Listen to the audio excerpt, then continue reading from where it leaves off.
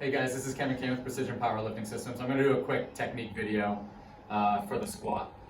So one of the 90% of the technical inefficiencies you're going to see in the squat are going to be coming out of the hole.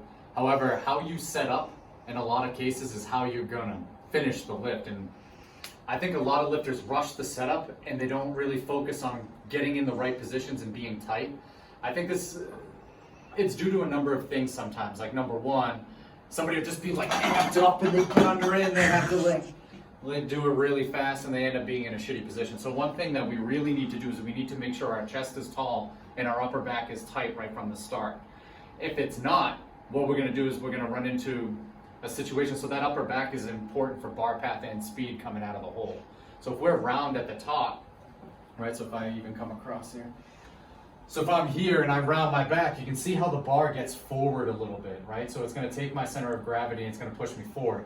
So now in the hole, I'm probably going to pitch forward because my upper back's it doesn't have the best leverage and it's not tight enough to be able to push back against the weight to keep that bar path straight and allow me to drive up with my legs, producing the most speed to get through that sticking point.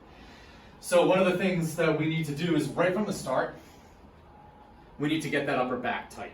So when we get under the bar, find that spot. I think too, a lot of times what lifters do is they put the bar too low on their back and it causes them to round over. So we can tabletop the bar like this and you can kind of see where the shelf would be, or we can squeeze everything together, create tension and create a good spot for it. So squeezing underneath that bar, getting the bar set where it needs to be. And I usually do like a few quick checks. And then from here, what we really need to make sure we do, we breathe into the belly, not the chest. So if I breathe into the chest, right, to pick it up, so if I'm here and I come up, I'm gonna step back. When I go to rebreathe, this is what's gonna happen.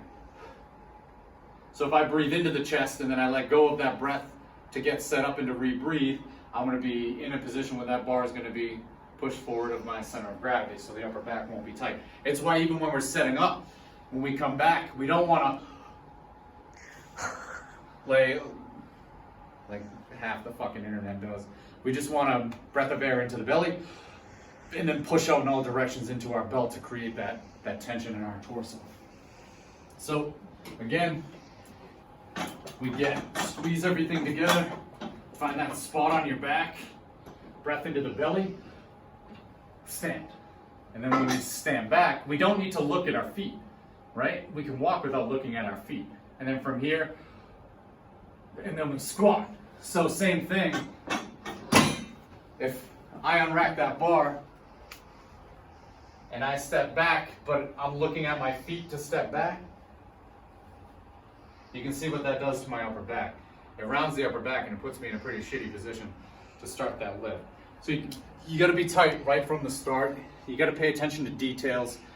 You need to just take your time, create that tension, be in the right positions. It's not about what it looks like on Instagram or how slamming the bar. And what you'll see too a lot is, this is another one that some of PPS does. You should do this, Jess. They get under the bar and then they pick it like that. And I don't know if it's because it makes it feel lighter on their back for a second or something, but picking it out of the rack, it should be slow, deliberate. You should create tension. Make sure take that extra second to make sure you're setting upright so that you can be in a better position to complete the lift. Make sure you follow me on Instagram. It's KWKNRT and Precision Powerlifting Systems.